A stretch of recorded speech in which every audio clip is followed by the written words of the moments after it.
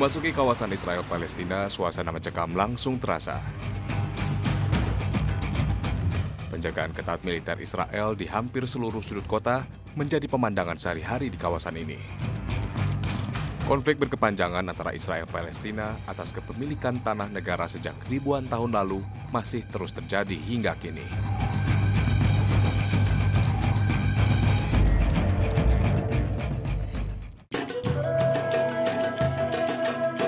Berbeda dengan kota-kota besar di dunia, Yerusalem menyimpan berjuta sejarah. Dari sejarah peradaban dunia, kemanusiaan, hingga sejarah para nabi tersimpan rapi di kota ini.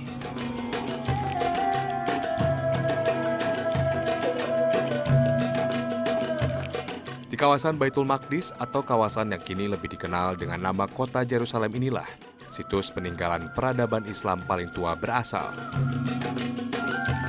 Dari sejarah Nabi Ibrahim alaihissalam, Nabi Ishak, Nabi Ismail, hingga Nabi Isa alaihissalam. Tak heran jika Yerusalem disebut sebagai kota tiga agama. Dan salah satu situs peninggalan peradaban Islam yang hingga kini masih terpelihara dengan baik adalah Masjid Kubah Emas.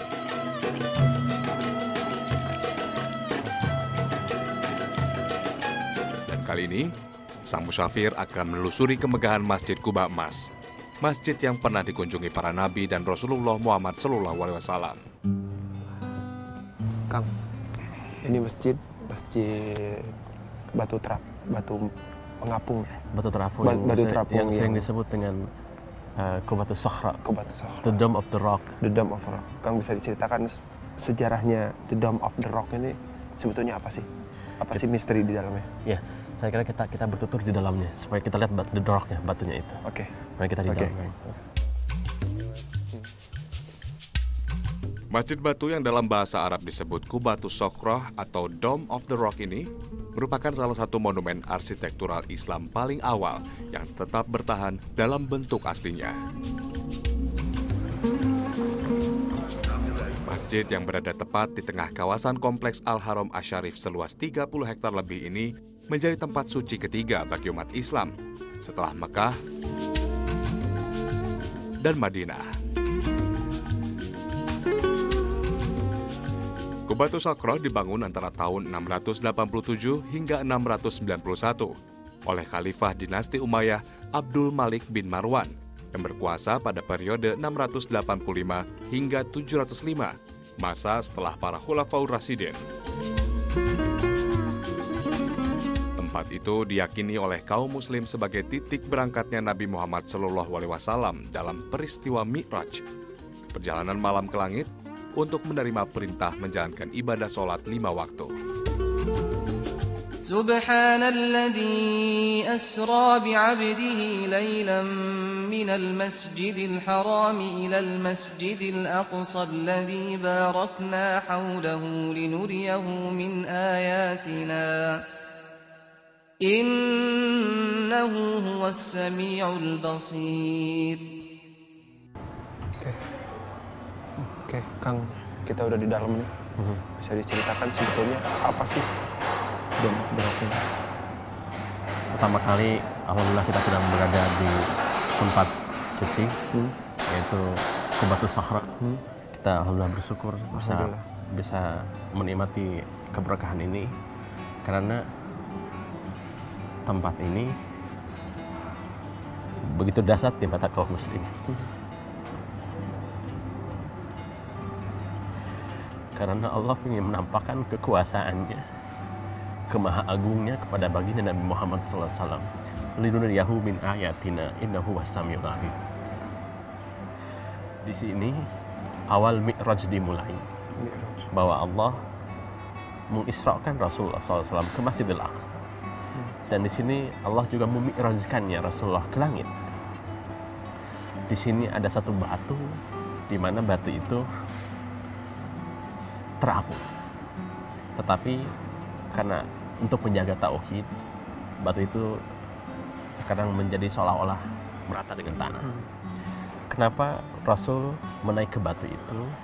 Karena buraq yang menjadi kendaraan Rasulullah dan malaikat Jibril alaihissalam untuk menuju Sidratul Muntaha beliau akan menaiki burak cukup tinggi sehingga dia naik ke batu untuk menaikkan ke punggungnya burak itu.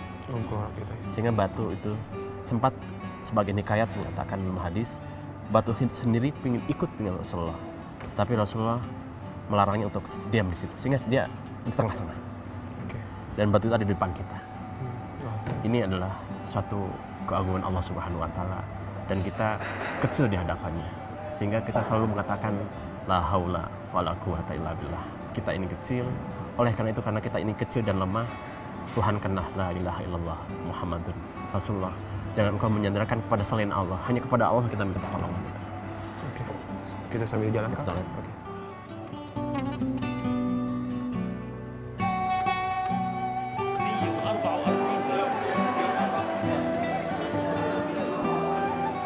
Kang, konon Nabi Allah Ibrahim pun pernah berhubungan dengan batu ini. Ya. Sejarahnya seperti apa sih, Kang? Terima kasih Kang Rani, bahwa sokhro itu artinya batu, sokhro atau the rock. Sehingga pertama kali batu ini adalah sebetulnya suasana di wilayah ini adalah tidak berupa masjid seperti sekarang. Dulu ini adalah bukit, sehingga orang sebut salah satu agama kita adalah agama saudara kita ya seperti Yahudi dan Nasrani mengatakan ini adalah Haikal Sulaiman.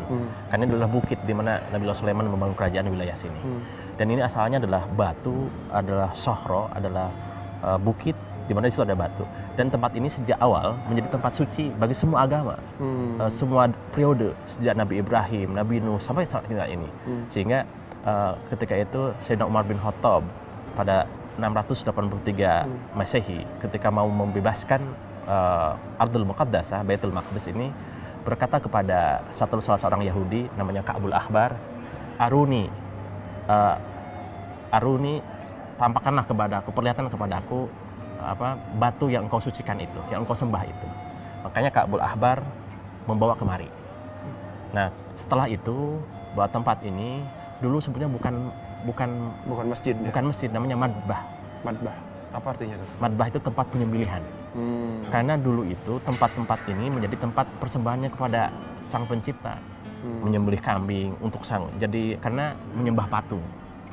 Pada zaman-zaman sebelumnya sehingga tempat ini tempat musik, sehingga tempat penyembelihan ini di atas batu itu. Kemudian Nabi Ibrahim yang mereka percaya juga Nabi Ishak disembelih di sini. Kemudian hal itu adalah untuk pengabdian kepada Sang Pencipta. Tentu hal itu kemudian dibersihkan mulai pada zaman Nabi Ibrahim, sehingga Nabi Ibrahim disebut dengan Bapak Tauhid karena beliau sangat naif sekali menyembah Sang Pencipta, mengorbankan manusia. Manusia itu sangat mahal sekali, sehingga budaya itu di-cut, di-off kemudian pada zaman Nabi Ibrahim, sehingga digantilah dengan kambing. Udhiyah itu. Nah, tempat ini sejak awal sudah menjadi tempat suci bagi semua generasi. Semua generasi. Nah, ini bukan Baitul Maqdis, ini bukan Al-Aqsa. Ini adalah Qubatus Sakhra, the Dome of the Rock. Sering dengan sekarang menjadi kubahnya kayak emas. Itu adalah hadiah dari Raja Hussein Al-Hashimi, Presiden Jordan ketika itu pada tahun 48 Masehi. Dia memberikan hadiah untuk kubah itu dibikin emas. Dan itu terbikin dari 10.000 dinar. Keping dinar itu kan terbuat dari emas. Kemudian 10.000 dinar itu dilebur untuk menjadi pelapis kubah itu. Dan termasuk karpet yang kita lihat ini adalah juga hadiah dari Malik Hussein, sudah lama. Kemudian dalamnya menjadi karpet hadiah dari Malik Abdullah yang saya. Pada saat pernah disebutkan oleh Rasulullah, beliau pernah ke Mi'raj lewat ini. Sebelumnya Umar bin Khattab pun belum pernah. Karena itu adalah dapat berita, dapat hadis dari Rasulullah. Sayyidina Umar ingin membuktikan ternyata ada. Termasuk ini adalah untuk menampakkan kekuasaan aku, kata Allah. Linuriyahu min ayatina wa samil alim itu.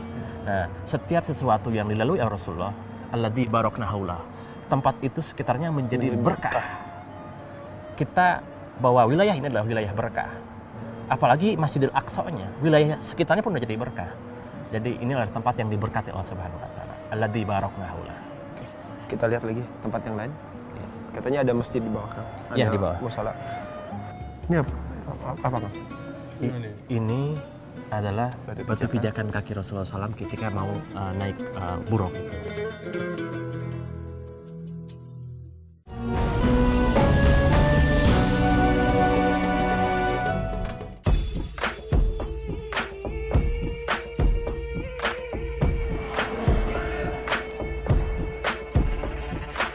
Di bagian dalam masjid, mata sang musyafir tertuju pada ornamen interior masjid yang banyak dipengaruhi gaya Bizantium. Pada dekorasi bangunan monumental ini, banyak terdapat mozaik-mozaik perpaduan motif-motif Sasanid dan Bizantium yang merupakan karakteristik seni Islam awal.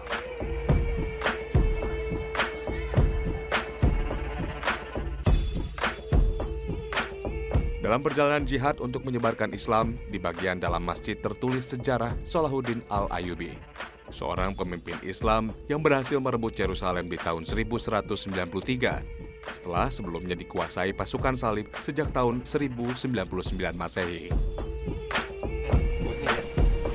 Dan peninggalan Rasulullah Muhammad SAW pun masih tersimpan rapi di dalam masjid.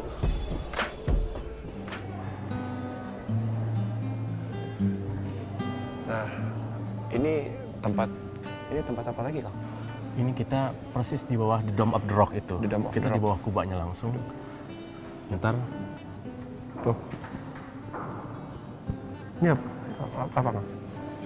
Ini adalah batu pijakan. Batu pijakan kaki Rasulullah SAW ketika mau naik buruk itu. Ini adalah bagian dari batu pijakan di bawah itu. Ini adalah bagian dari sokhro. Sokhro itu batu yang terapung itu. Karena kita sedang renovasi, kita hanya bagian ini. Oh, di bagian ini. Ini kan renovasi semua. Ini besar ya tempatnya. Besar bulat. Sesuai jadi the Dome of the Rock itu kubah itu gitu. Sesuai dengan besarnya batu itu. Nah, ini bagian dari batu itu. Dan ini yang paling atas, inilah tempat. Di dalamnya ada 3 helai rambut Rasulullah. 3 helai rambut Rasulullah. Ketika menandakan bahwa memang Rasulullah kita tiba di sini dan ini diambilkan di situ. Oh, oke. Ini pijakan Rasulullah sebelum naik ke Burok ya. Karena cukup tinggi Burok itu. Oke. Naik ke Burok berarti diasumsikan bahwa Burok itu cukup tinggi. Sehingga Rasul memerlukan kalau kita tangga. Kalau tangga. Jadi batu itu yang mengangkat Rasul sehingga ke pundak yang Burok itu. Di bawah batu ini terdapat tangga menuju ruangan yang digunakan umat muslim untuk sholat dan berzikir. Ruangan berukuran 10 kali 10 meter ini menjadi tempat favorit umat muslim yang berkunjung ke Masjid Qubatus Sakhroh untuk menjalankan sholat sunnah atau wajib.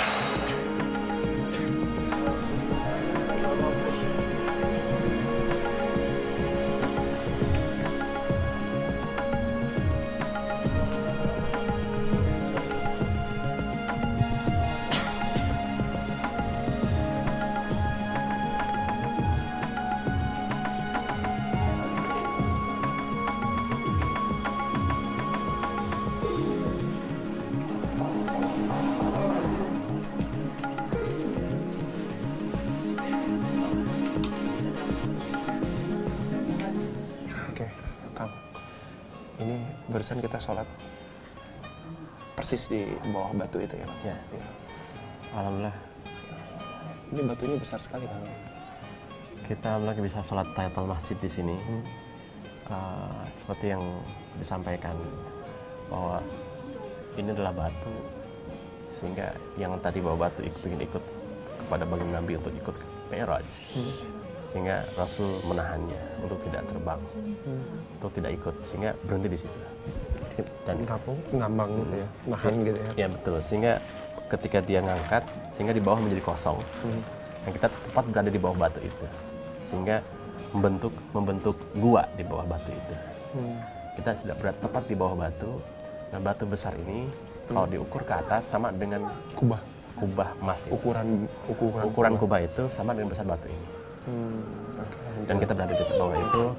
Inilah bukti, sekali lagi sampaikan, inilah linuriyahu min ayatina. Allah ingin menampakkan kekuasaan Allah, bahwa kita lemah di hadapan Allah. Lemahnya kita di hadapan Allah adalah bahwa kita adalah makhluk yang hina dan hanya kepada Allah kita minta bantuan itu. Ketika Mi'rajnya Rasulullah, beliau melihat langsung malaikat Jibril dalam bentuk yang asli.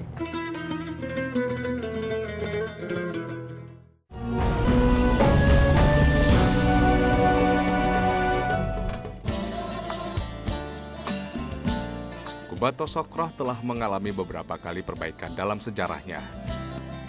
Salah satu perbaikan yang paling penting dilakukan pada abad ke-16 Masehi, yaitu pada masa pemerintahan Sultan Sulaiman yang Agung.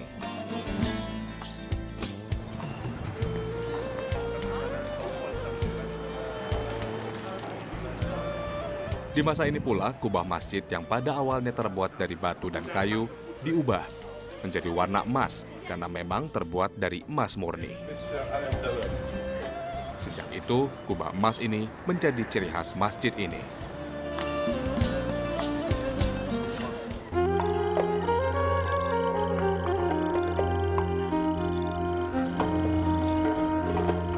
Masjid Kubah Emas ini berada di negara Israel Palestina, yang pada zaman dahulu disebut kawasan Syam, atau kawasan sekitar negara Libanon, Syria, Yordania, dan Israel Palestina saat ini. Banyak nabi dan rasul pernah singgah, bahkan tinggal di kawasan ini. Sehingga tak heran jika Syam banyak disebut dalam Al-Quran dan hadis sebagai tanah yang penuh keberkahan. وَنَجَّيْنَاهُ وَلُوطًا إِلَى الْأَرْضِ الَّتِي بَارَكْنَا فِيهَا لِلْعَالَمِينَ. Namun sayang, Masjid Qubatus Sakhroh atau Dome of the Rock yang berada tepat di kawasan Yerusalem justru menjadi saksi konflik antara agama yang tak kunjung reda. Sejak wilayah Yerusalem ini berdiri, tercatat sedikitnya 20 kali dihancurkan dan dibangun kembali, termasuk Masjid Qubatus Sakhroh. Alhamdulillah ya. Semakin dingin nih Kang di sini ya. Kita udah hujan, mau dingin segala macam. bisa sampai -1 Oke, nih. iya. Kang, terakhir nih Kang. Ya. Apa sih pesan yang bisa kita dapat dari perjalanan kita ke Qubatus Sakhroh. Qubatus Sakhroh? Kalau Allah Ta'ala fi Quran Azim, Allah bersabda dalam Al-Quran Al-Karim, Subhanalladzi asra bi 'abdihi lailan minal masjidil haram ila masjidil aqsa alladzi barakna haula. Alladzi barakna, bahwa aku telah mengisrakan Rasulullah dan memi'rajkan di tempat ini. Ini sebagai bukti awal naik ke atas. Ayatnya Allah menyampaikan dalam satu ayat, walaqad ra'ahu najlatan ukhra inda sidratil muntaha. Ketika mi'rajnya Rasulullah, beliau melihat langsung malaikat Jibril dalam bentuk yang asli. Menemukan itu ketika inda sidratil muntaha, ketika beliau sampai ke sidratil muntaha di langit ke-7. Alladzi barakna, Allah telah memberikan keberkahan di sekitar kita, termasuk di tempat ini. Kenapa? Karena di tempat wilayah Baitul Maqdis inilah para nabi turun, para rasul turun, bersama mereka lah keberkahan datang. Telah datang. Apakah sekarang kita merasakan keberkahan itu? Kita tidak merasakan keberkahan itu. Kalau kita ingin mendapatkan keberkahan itu, Allah bersabda dalam satu ayat, walau anna ahlal qura amanu wattaqaw la fatahna alaihim barakatim minas sama. Seandainya satu kampung itu, satu negara itu, satu provinsi itu beriman dan bertakwa kepada Allah, Allah berjanji kepada kita, akan aku turunkan keberkahan dari langit dan bumi. Seandainya kampung itu, negara itu beriman dan bertakwa kepada Allah Subhanahu wa Ta'ala, sesuai dengan keberkahan yang turun di tempat ini. Mari bersama-sama kita ciptakan keberkahan kembali di tanah air Indonesia. Indonesia menjadi baldatun thayyibatun rabbun ghafur, menjadi negara yang thayyib dan ghafur dan bersih dan berkah semua, lahir dan batin. Semoga pemimpinnya, masyarakatnya berbondong-bondong menyembah, membesarkan nama Allah. Allahu Akbar. Kita lanjut lagi Kang? Ya. Oke. Alhamdulillah, musafir kembali bisa menapaki jejak Nabi dan Rasul untuk terus mengagungkan asma-Mu ya Allah.